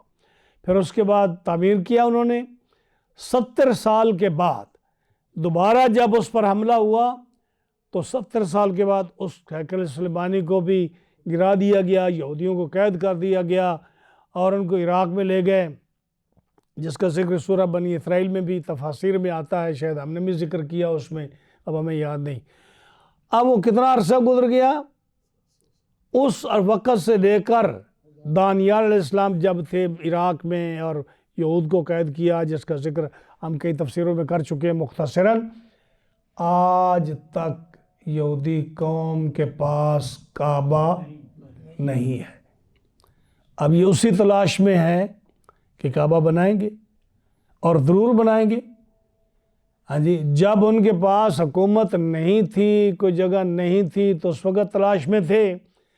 اب کوئی قوم بغیر عبادت کے رہ سکتی ہے؟ یہ کعبہ بننا تو ہے ان کا، ہیکل عثمانی ڈھونڈیں گے، بڑا کچھ آئے گا، یہ تاریخ کا حصہ ہے۔ مسلمانوں کے لیے امتحان ہے، ان کے لیے امتحان ہے، اور یہ ساری صورتیں جمع ہو رہی ہیں امام مہدی کے تشریف لانے کے لیے، امام مہدی کی تشریف لانے کے لیے۔ یہ سارے فتنے ختم نہیں ہوں گے، بڑھتے چلے جائیں گے، ہمارے نفاق بھی بڑھتے جائیں گے، مسلمانوں کی بدعملی بڑھتی جائے گی۔ یہ سارا جو ہے، چونکہ یہ معجزہ ہے قرآن کا، قرآن تو نہیں ختم ہوگا، کعبہ نہیں ختم ہوگا، لیکن جب قرب قیامت آئے گا تو یہ قرآن بھی اٹھا لیا جائے گا، کعبہ بھی اٹھا لیا جائے گا، وہ وقت بھی آئے گا۔ تو جب قرآن اٹھا لیا جائے گا، کعبہ اٹھا لیا جائے گا، تو ہیکل سلیمانی تو بنے گا جب اتنے فتنے آئیں گے۔ تو اسی کے چکر میں سب کچھ ہو رہا ہے، لڑائیاں ہو رہی ہیں۔ ہاں جی، عیسیٰ علیہ السلام تشریف لائیں گے، امام مہدی تشریف لائیں گے، یہ جو لوگ کہتے ہیں نا اگلے سال مہدی آ رہے ہیں، اگلے سال پیدا ہو رہے ہیں، یہ بن گیا، یہ کر گیا، یہ سارے جاہل، ان کو علم نہیں اس بات کا۔ احادیث جو کہتی ہیں ان کو دیکھو کہ وہ وقت کب آئے گا، ابھی وہ وقت نہیں آیا، لیکن یہ کہ اس کی طرف وقت جا رہا ہے اس وقت۔ ہاں جی، اور پہلے کئی علماء، بڑے بڑے علماء نشانیاں دے چکے قیامت کی، وہ گزر گئی، کتنے 100 سال ہو گئے، 9ویں صدی میں، 12ویں صدی میں یہ لکھا، گزر چکے وہ، لیکن ایک مرد کلندر نے ٹائم دیا ہے، لگتا ہے کہ اس ٹائم انشاءاللہ یہ قیامت قریب آ جائے گی۔ تو کیا فرمایا کہ وَالطُّورِ، طور کی قسم، کتاب مستور کی قسم، رق منشور کی قسم، بیت المعمور کی قسم، بیت المعمور کی قسم۔ ہاں جی، بیت المعمور کا ہم نے ذکر کیا کہ کتنے فرشتے، 70,000 فرشتہ اس کے طواف میں ہوتا ہے، اور پھر وہ جو ہے نا اس میں طواف اس کا کرتا ہے، اور وہ قیامت تک پھر اس کو دوبارہ ٹائم نہیں ملے گا۔ وَالسَّقْفِ الْمَرْفُوعِ، اور بلند چھت کی قسم۔ یہ کعبہ جب بیت المعمور تھا نا زمین پر، تو اس کے اوپر چھت کیا تھی؟ آسمان۔ تو آسمان کو چھت اس لیے کہا کہ پوری جیسی یہ بلڈنگ ہے نا، اس کو چھت نے کور کیا ہوا ہے، لیکن ساری روئے زمین کو کس نے کور کیا ہے؟ آسمان نے۔ تو فرمایا اس چھت کی، جو بلند چھت ہے، اس کی قسم۔ والبحر المسجور، اور سلگائے ہوئے سمندر کی قسم۔ یہ سمندر جو ہے نا، جتنے بھی ہیں، ان کے بارے میں احادیث میں آتا ہے کہ ان کے نیچے آگ ہے، سمندروں کے نیچے آگ ہے، اور آگ کے نیچے پھر سمندر ہے، آگ کے نیچے پھر سمندر ہے۔ تو اس لیے حضرت عبداللہ بن عمر کی حدیث ہے کہ سمندر کا سفر مت کرو سوائے حج اور عمرے اور جہاد کے۔ جہاد کے لیے سفر کرو، عمرے اور حج کے لیے سفر کرو سمندر کا، ورنہ یہ سمندر آگ کے بھرے ہوئے ہیں۔ اور جب قیامت قریب آئے گی تو قرآن مجید کیا فرماتا ہے؟ اِذَا الْبِحَارُ سُجِّرَتْ، اِذَا الْبِحَارُ سُجِّرَتْ، یہ جتنا بھی پانی سمندروں کا ہے یہ آگ بن جائے گا، اور یہ آگ بن کر سارا جو ہے یہ ابل پڑے گا، اور یہ جہنم میں چلا جائے گا، اور جہنم جو ہے اس میں پھر کافر چلے جائیں گے۔ تو یہ اللہ کا عذاب ہے۔ تو اس فرمایا کہ سمندر کے نیچے آگ ہے۔ ابھی جو ہے چونکہ ہم تو سائنسدان نہیں ہیں، ہاں جی، جو سائنٹسٹ لوگ ہیں ان سے پوچھو، وہ ذکر کرتے ہیں کہ سمندر میں آگ لگ گئی، نیچے سے آتا ہے نا، سمندر کے نیچے آگ ہے۔ تو سمندر کے نیچے پہاڑ ہے، سمندر میں جو ہے پتہ نہیں خزانے نکالتے ہیں، تیل نکلتا ہے، اس کے اندر بڑا کچھ نکلتا ہے تو اس میں آگ بھی ہے سمندر میں. ہم نے خبروں میں تو کئی دفعہ سنا سمندر میں آگ لگ گئی. اور سمندر میں آگ کیسے لگی؟ جب سمندر تیل سے بھرے ہوئے ہیں تو آگ تو لگے گی اس میں. اور حدیث فرماتی ہے کہ سمندر کے نیچے آگ ہے، آگ کے نیچے پھر سمندر ہے. تو یہ قیامت جب قریب آئے گی تو یہ اندازہ لگائیے کہ یہ قرآن فرما رہا ہے کہ وَذَّلْ بِحَارُ سُجِّرَتْ اور فُجِّرَتْ کہ یہ سمندر آگ بن جائیں گے اور اس وقت جو ہے قیامت کی نشانیاں ظاہر ہو جائیں گی. تو فرمایا کہ اس بحر مسجور کی قسم جو سمندر ہے. اور ایک روایت یہ بھی ہے کہ یہ سمندر یہ نہیں ہے، اس سے مراد کیا ہے کہ عرش کے نیچے ایک سمندر ہے. عرش کے نیچے ایک سمندر ہے جو آسمانوں میں چلتا ہے اور وہی سمندر زمین میں چلتا ہے. اب آپ کہیں گے مولوی صاحب اس دنیا میں آپ ہمیں کیا سمجھانا چاہتے ہیں کہ اتنا بڑا آسمان، لوگ گئے چاند پر، مریخ پر گئے، سورج پر گئے، زمینوں میں گئے، اور آپ کہتے ہیں اتنا بڑا سمندر ہے ہاں جی، اور جس میں جو زمین پر بھی چلتا ہے آسمانوں پر بھی چلتا ہے. یہ آپ کیا کہہ رہے ہیں؟ حضرت علی رضی اللہ تعالیٰ عنہ فرماتے ہیں کہ عرش کے نیچے ایک سمندر ہے جس کا نام بحر الحیوان ہے. کیا نام ہے؟ بحر الحیوان. اس کے اندر حیوان بھی ہیں. اور وہ جو ہے جب حضرت اسرافیل علیہ السلام سور پھونکیں گے نا، دوسرا سور، وہ کیوں پھونکیں گے کہ مردو اٹھو اب قبروں سے، بہت سو لیا. تو جب وہ سور پھونکیں گے، ان کے سور پھونکنے کے 40 سال بعد اس بحر حیوان سے بارش ہوگی. ہم نے یہ درس گزر چکا ہے لیکن اتنی تفصیل سے نہیں، ہم نے ذکر کیا ہے کہ سور پھونکنے کے بعد 40 سال بعد اس بحر حیوان سے جو عرش کے نیچے ہے اس سے بارش ہوگی. اور وہ سمندر کیا ہوگی جس کا پانی بہت غلیظ ہے. غلیظ کا کیا مطلب؟ تھوڑی تفصیل آپ کو بتاؤں. جیسے ایک پانی ہوتا ہے سمندر کا، ایک پانی ہوتا ہے منی کا جس سے انسان پیدا ہوتا ہے. تو جو اس سے انسان پیدا ہوتا ہے وہ اس پانی سے غلیظ ہوتا ہے. تو جب اس پانی سے انسان پیدا ہوتا ہے، جب اس سمندر کا پانی جو منی کی طرح غلیظ ہے، جب وہ ٹپکے گا اور یہ جو پچھلی ہڈی ہے اس کے اوپر وہ جو ایک دانہ ہے عجب الذنب جس کو بولتے ہیں، جو کبھی ختم نہیں ہوتا، ہر انسان کے بیک پر ایک عجب الذنب ہے. وہ دم جو ہے ایک چھوٹا سا دانہ جو نہ پستا ہے، نہ ختم ہوتا ہے، نہ ٹوٹتا ہے، نہ گلتا ہے، نہ سڑتا ہے. اس کے اوپر جب اس بارش کا پانی آئے گا غلیظ پانی کا، وہ جو گہرا پانی ہے، وہاں سے جیسے انسان ماں کے پیٹ سے پیدا ہو کر نکلا تھا، انسان زمین سے پیدا ہو کر اسی شکل میں اسی صورت میں زمین سے نکل کر میدان محشر میں جائے گا. اس کا نام کیا ہے؟ بحر الحیوان. آپ کو ایک بات سناؤں، حضرت امام محمد جواد تقی جو اہل بیت کے امام ہیں نا 12، ان میں ایک امام ہے علی رضا، امام علی رضا. ان کے صاحبزادے، ان کا نام ہے امام محمد تقی جواد، امام جواد بھی ان کو بولتے ہیں. ان کے والد فوت ہو گئے تو یہ بغداد شریف میں رہا کرتے تھے، اور زمانہ تھا مامون رشید کا.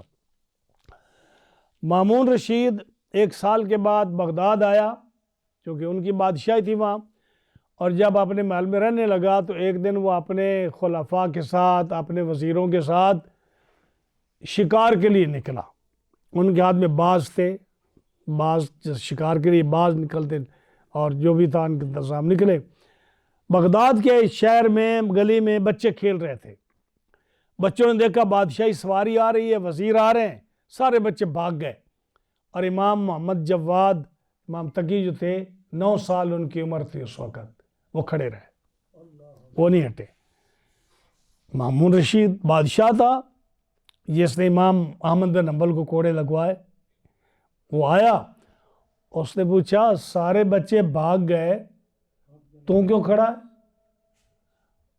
اس نے کہا جی امام صاحب نے فرمایا 9 سال کی عمر ہے، دیکھی سارے بچے بھاگ گئے، تو نہیں بھاگا، تو کیوں کھڑا ہے؟ آپ نے فرمایا دیکھ یہ گلی، یہ رستہ اتنا وسیع ہے کہ تیری سواری کے لیے یہ تنگ نہیں ہے، تو میں کیوں بھاگوں؟ جب تو گزر سکتا ہے تو میں کیوں بھاگوں؟ رستہ تنگ نہیں ہے۔ اور دوسری بات یہ ہے کہ میں نے کوئی گناہ اور جرم نہیں کیا جس سے میں ڈر کر بھاگوں۔ میں نے جرم اور گناہ نہیں کیا، میں کیوں بھاگوں؟ تیسری بات یہ ہے کہ میرا آپ کے بارے میں حسن ظن ہے، آپ بے گناہ کو سزا نہیں دیتے۔ وہ بڑا حیران ہوا، ہاں جی، اتنی جرت کے ساتھ۔ تو پوچھا آپ کا نام کیا ہے، آپ کے باپ کا نام کیا ہے؟ ہاں، متاثر ہوا نا، چہرہ بھی نورانی تھا امام صاحب کا، جو اتنی بڑی جواب دے سکتا ہے۔ کہا میرا نام محمد جواد ہے اور میرے والد کا نام علی رضا ہے۔ اللہ، علی رضا، تو علی رضا کا بڑا مقام تھا۔ علی رضا سے ایک حدیث ہے جو حضرت علی رضا سے لے کر اللہ تعالیٰ تک پہنچتی ہے۔ جب وہ نیشاپور میں آئے، اس میں رشیا میں گدھے پر سوار تھے، اور جب لوگوں کو پتہ چلا امام علی رضا آ رہے ہیں تو لاکھوں کا مجمع اکٹھا ہو گیا۔ لوگ ان کے کھچر کے سم چومتے، پیر چومتے۔ 40,000 محدث دعا قلم دعات لے کر لکھنے والا تو اس حدیث کو جو امام علی رضا سے تھی۔ اور اس حدیث کا ایک شان یہ ہے کہ اگر وہ جو شخص جس کا دماغی طور پر جو بیمار ہو، پاگل ہو، وہ حدیث پڑھ کر اس کو پلائی جائے، لکھ کر پلائی جائے، تو اس کا پاگل پن ختم ہو جاتا ہے۔ یہ حضرت علی بن، آپ لوگوں نے صرف ایک حدیث سننے کے لیے اکٹھے ہوئے کہ حضرت سنائیے۔ آپ کھچر پر بیٹھے تھے اور پھر آپ نے چہرے سے پردہ اٹھایا اور آپ نے وہ حدیث اتنے ہزاروں کے مجمع میں بیان کی۔ 40,000 دعواتیں تھیں اس حدیث کے لکھنے کے لیے۔ یہ علی رضا کے صاحبزادے تھے، اور اہل بیت کا علم تو اب مشہور ہے۔ اب جب وہ شکار پر چلا گیا، امام کیا نام تھا اس کا، مامون رشید واپس آیا تو اس نے باز چھوڑے لوگوں نے شکار میں، مامون نے بھی اپنا باز چھوڑا۔ تو جب وہ نیچے اترا اس کے ہاتھ پر، تو اس باز کے منہ میں زندہ مچھلی تھی، زندہ۔ میرا آپ سے سوال ہے کہ باز سمندر میں گیا تھا شکار کرنے کے لیے یا ہوا میں اڑا تھا؟ تو ہوا میں اڑا تھا، سمندر میں تو نہیں گیا تھا۔ تو سمندر نہیں، ہوا میں اس نے جا چھوڑا، اور جب واپس آیا تو زندہ مچھلی تھی، اس کے سانس نکل رہے تھے ابھی۔ اب وہ رستے سے آیا تو بڑا حیران تھا کہ یہ باز کے منہ میں مچھلی کیسے آ گئی؟ کوئی پرندہ ہوتا تو اور بات تھی، مچھلی کیسے آ گئی؟ اتفاق سے وہاں پھر بچے کھیل رہے تھے گلی میں، اور امام جواد کھڑے تھے۔ تو آ کر پوچھتا ہے، متاثر تو پہلے ہو گیا تھا بات سن کر، کہتا کہ اے امام جواد، محمد جواد، مجھے یہ بتائیے کہ یہ میرے باز کے منہ میں مچھلی کیوں ہے؟ میرے باز کے منہ میں مچھلی کیوں ہے؟ آپ نے فرمایا 9 سال کی عمر ہے، آپ نے فرمایا اللہ تعالیٰ نے ایک سمندر پیدا فرمایا ہے عرش کے نیچے، جو 7 آسمانوں میں چلتا ہے، 7 زمینوں میں چلتا ہے، اور اس میں اللہ تعالیٰ نے مچھلیاں پیدا فرمائی ہیں، اور اس کو رکھا ہے کہ لوگ اہل بیت کے علم کا امتحان لیں اور حضور کی اولاد ان کے سامنے شرمندہ نہ ہو۔ تو تیرے جہاد، تیرے باز نے اس سمندر سے مچھلی پکڑی ہے اور وہ آیا ہے۔ یہ امام صاحب نے جواب دیا اس عمر میں۔ اب یہ ہے کہ آپ کہیں گے جی مول صاحب کو بات کریں عقل کی، آپ رہتے ہیں 21ویں صدی میں، اور آپ کہتے ہیں کہ سمندر جو ہے وہ آسمانوں کے اوپر ہے، آسمانوں کے نیچے ہے، زمینوں میں چلتا ہے۔ کبھی آپ کہتے ہیں کہ یاجوج ماجوج کی قوم رہتی ہے، ہاں جی، کبھی آپ کہتے ہیں کہ جنت اور دوزخ جو ہے وہ پیدا ہو چکی ہے، جنت آسمانوں کے نیچے ہے، جہنم زمین کے نیچے ہے، اور سب پیدا ہو چکی ہے۔ تو یہ کوئی کام بات کریں جو ہمارے عقل میں ہے۔ نبی کریم علیہ السلام کی خدمت میں ایک شخص حاضر ہوا، آپ کو آسان سمجھانے کے لیے۔ اس نے کہا یا رسول اللہ صلی اللہ علیہ وسلم، کیا جنت اور دوزخ پیدا ہو چکی ہے؟ آپ نے فرمایا ہاں۔ تو اس نے کہا ہم تو جنت دیکھی نہیں ہے، ہاں جی، نہ جہنم دیکھی ہے۔ اگر جہنم 7 زمینوں کے نیچے ہے اور آسمان کے نیچے، جنت عرش کے نیچے ہے، آسمانوں سے اوپر ہے، تو کہاں ہے؟ ہم نے تو کبھی دیکھی نہیں۔ ہاں جی، آپ سوال کس سے کیا؟ آقا و مولا صلی اللہ علیہ وسلم سے۔ آپ نے فرمایا کہ جو چیز پیدا ہو جائے اس کا دیکھنا ضروری ہے۔ کہتے ہیں پھر یقین کیسے آئے؟ فرمایا اس وقت کون سا دن ہے، کون سا ٹائم ہے؟ اس نے کہا جی دوپہر کے 12 بجے ہیں، سر پر سورج ہے۔ تو فرمایا رات ہے یا نہیں؟ رات پیدا ہو چکی ہے یا نہیں؟ اب کوئی آدمی رات کا انکار کرتا ہے؟ کوئی کرتا ہے؟ جیسے اب میں آپ سے پوچھوں کہ دن ہے یا نہیں، آپ کہیں گے جی دن کا تو وجود ہی نہیں ہے۔ تو جب آپ سے میں پوچھوں دن کہاں ہے تو آپ کیا کہیں گے؟ سوائے چپ کہ آپ کے پاس کوئی جواب نہیں۔ اب وہ جو ہے نا، وہ کہتا رات کا میں انکار تو نہیں کر سکتا۔ فرمایا جہاں رات ہے وہاں جنت بھی ہے، وہاں دوزخ بھی ہے، وہاں یاجوج ماجوج بھی ہے، وہاں یہ ساری چیزیں جو آپ کو نظر نہیں آتی۔ اللہ کی قدرت کے کرشمے ہیں کہ اگر آپ رات کو بیٹھے ہیں، آپ دیکھ رہے ہیں رات ہے، دن کا آپ انکار نہیں کر سکتے۔ اور دن کہاں ہے؟ یہ چونکہ آپ روز دیکھتے ہیں اس لیے انکار نہیں کر سکتے۔ جنت دوزخ دیکھی نہیں آپ نے، جس نے دیکھی ہے وہ بتا رہا ہے کہ جنت بھی پیدا ہو چکی ہے، دوزخ بھی پیدا ہو چکی ہے۔ تو اسی طرح یاجوج ماجوج جو ہے وہ قوم ہے، آئے گی، دابت الارض آئے گا، قیامت کی نشانیاں، مغرب سے سورج طلوع ہوگا، یہ سمندر آگ بن کر یہ پیغام لائیں گے۔ یہ ساری چیزیں جب اللہ اور اس کے رسول نے بتائی ہیں تو کیسے غلط ہو سکتی ہیں؟ ہماری سمجھ میں آئے یا نہ آئے؟ بھئی آپ سانس لیتے ہو، ہوا ہے یا نہیں؟ پکڑ سکتے ہو؟ دیکھ سکتے ہو؟ انکار کر سکتے ہو؟ تو پھر دوسری چیزوں کا بھی انکار نہ کرو، اقرار کرو۔ آپ کے منہ سے، میرے منہ سے آواز نکل رہی ہے، اس کا وجود ہے یا نہیں؟ ہاں، دیکھ سکتے ہو کہ کیا ہے، اس کا رنگ کیا ہے؟ بلکہ سائنٹسٹ تو آج کہتے ہیں کہ آج سے 1400 سال پہلے جو لوگ بولتے تھے ان کے الفاظ بھی ہوا میں موجود ہیں، ان کے الفاظ بھی ہوا میں، اور کوشش کر رہے ہیں کہ ایسی مشین کوئی نکلے کہ ان لوگوں کی آوازیں بھی ہم کیچ کر لیں۔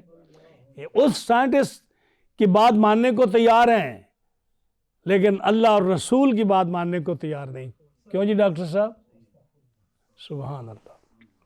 تو فرمایا یہ آگ کے سمندر ہیں، اس کی قسم۔ آگے فرمایا جو بات، ان عذاب ربک لواقع، اللہ کا عذاب واقع۔ اصل پوائنٹ یہ ہے کہ اللہ کا عذاب واقع ہونے والا، ما لہ من دافع، اسے کوئی ٹالنے والا نہیں ہے، اس کا کوئی ٹالنے والا نہیں ہے۔ حضرت عمر فاروق رضی اللہ تعالیٰ عنہ، آپ مدینہ منورہ میں گلی میں پہرہ دے رہے ہیں۔ پہرہ دیتے ہوئے آپ نے جب کسی گھر سے کوئی تھوڑی سی آواز آتی نا، تو آپ چونکہ خلیفہ تھے مدینہ پاک کے امن کے لیے، آپ پھر بات سنتے۔ اور کئی دفعہ واقعہ آتا ہے، آپ یہ کہیں گے جی یہ چھپ کر بات سننا تو منع ہے، لیکن بعض صورتوں میں جائز ہوتا ہے۔ جیسے کہ یہ جو فوجی کا واقعہ ہے کہ فوجی کتنے مہینے گھر سے باہر رہ سکتا ہے۔ ہاں جی، یہ بھی فاروق اعظم نے کان لگا کر سنا تھا کہ بیوی کی اشعار سنے جو وہ کہہ رہی تھی۔ تو پھر آپ نے آ کر اپنی بیٹی سے پوچھا، ام المومنین سے پوچھا۔ ہاں جی، یعنی شرم کی بات تو یہ ہے نا کہ آدمی اپنی بیٹی اور ماں بہن سے ایسی بات نہیں کرتا، لیکن شریعت کا معاملہ ہے، آپ کسی غیر کی بیٹی سے جا کر پوچھتے؟ آپ نے ایک بات پوچھی، پھر آپ نے یہ ٹائم مقرر کیا کہ فوجی اتنے مہینے باہر رہ سکتا ہے۔ اس عورت کا آواز سن کر کہ یہ کتنی مجبور ہے اپنے خاوند کے لیے۔ اس عورت کو جس کے بچے بھوکے تھے، جس کی جب پھونک مارتے تو داڑھی سے دھواں نکلتا، آٹے کی بوری خود اٹھا کر جس کے گھر میں خیمے میں لے گئے تھے، اس کو بھی جا کر جاسوسی سے ہی معلوم کیا تھا نا کہ اس کے پاس راشن نہیں ہے، اس کے پاس کھانا نہیں ہے۔ اور وہ جس کی عورت کو بچہ ہونے والا تھا، بدو کی عورت کو، اور کوئی دائی نہیں تھی، تو اپنی بیگم صاحبہ کو، جو فرسٹ لیڈی کو دوسرے لفظوں میں لے کر گئے کہ وہاں ایک نیکی ہے، ایک بدو عورت کے یہاں بچہ پیدا ہونے والا ہے، اور جا کر اس کی خدمت کرو۔ یہ ہے اصل حکومت، یہ ہے اصل بات جو قوم کی خدمت کرنی ہو۔ تو حضرت فاروق اعظم نے کان لگایا تو کوئی آدمی یہ تلاوت کر رہا تھا، یہ سورہ والطور کی، گھوڑے پر آپ سوار تھے، گھوڑے پر سوار تھے، مدینہ پاک میں پہرا دے رہے تھے۔ جب یہ آیت سنی تو پھر گھوڑے سے بے ہوش ہو کر گر پڑے۔ کیا وہ قرآن کی تلاوت نہیں کرتے تھے؟ روز کرتے تھے، لیکن جب کسی سے سنا، آپ صلی اللہ علیہ وسلم نے بھی ایک صحابی کو فرمایا نا کہ مجھے قرآن سناؤ، اس نے کہا حضور آپ پر نازل ہوا ہے اور آپ مجھ سے سنتے ہیں؟ فرمایا میرے اللہ نے حکم دیا ہے کہ اپنے فلاں صحابی سے قرآن سنو۔ قرآن کا کسی سے سننا اپنے پڑھنے سے اور زیادہ فائدہ ہے۔ اسی لیے کبھی کبھی اگر آپ کو شوق آئے تو کسی اچھے قاری کو کہا کرو کہ مجھے ایک سورہ سنا دے، اس میں کوئی عیب نہیں ہے، یہ سنت ہے میرے مصطفیٰ صلی اللہ علیہ وسلم کی۔ کسی سے سننا قرآن مجید یہ بہت بڑی فضیلت ہے، بہت بڑی فضیلت ہے۔ تو آپ نے جب یہ آیت سنی تو بے ہوش ہو کر گر گئے، لوگ اٹھا کر صبح کو گھر لے گئے۔ ایک مہینہ پورا آپ کا مزاج ٹھیک نہ رہا۔ ایک مہینہ لوگ آتے، امیر المومنین بیمار ہیں، امیر المومنین بیمار ہیں، ان کی طبیعت ناساز ہے۔ ایسا نہیں کہ جیسے آج لوگوں کو تھوڑا سا نزلہ ہوتا ہے تو امیر المومنین صاحب 4 مہینے 2 مہینے وہ باقی سب پر نظر ہے، ہر چیز پر نظر ہے، دولت دنیا پر ہر چیز پر نظر ہے، اس لیے طبیعت ناساز ہے جی حضرت صاحب کی۔ ہاں جی امیر المومنین کی طبیعت ناراض ہے۔ فاروق اعظم کے واقعی جو آدمی گھوڑے سے گر سکتا ہے بے ہوش ہو کر، اور پورا مہینہ بیمار ہے، لوگ بیمار پرسی کے لیے آتے ہیں، کیوں کہ ان کے دل میں اللہ کا ایسا خوف پڑ گیا تھا۔ جیسے جبیر بن مطعم کا آپ نے سنا کہ میرے گھر ایک پکا کافر میرے دل میں اسلام گھر کر گیا اس آیت کے سننے سے کہ اللہ کا عذاب میرے یہاں سے اٹھنے سے پہلے آ جائے گا۔ تو کیا فاروق اعظم کو اللہ کے عذاب کا ڈر نہیں تھا؟ 1 مہینہ بیمار رہے اور پھر اٹھے آپ۔ تو میرے دوستو یہ ہے قرآن مجید، اس کے پڑھنے سے انسان اگر غور سے سنے اور اس کو مفہوم بھی معلوم اگر ہو، نہ بھی مفہوم معلوم ہو تو اس کا اپنا معجزہ ہے، لیکن اس کا مفہوم جتنا زیادہ معلوم ہوگا، جتنی گہرائی میں آپ جائیں گے، اتنا اس کے سننے کا، اس کے پڑھنے کا، اس کی تلاوت کرنے کا، اس کا ذکر کرنے کا آپ کو اتنا زیادہ اس کا لطف آئے گا۔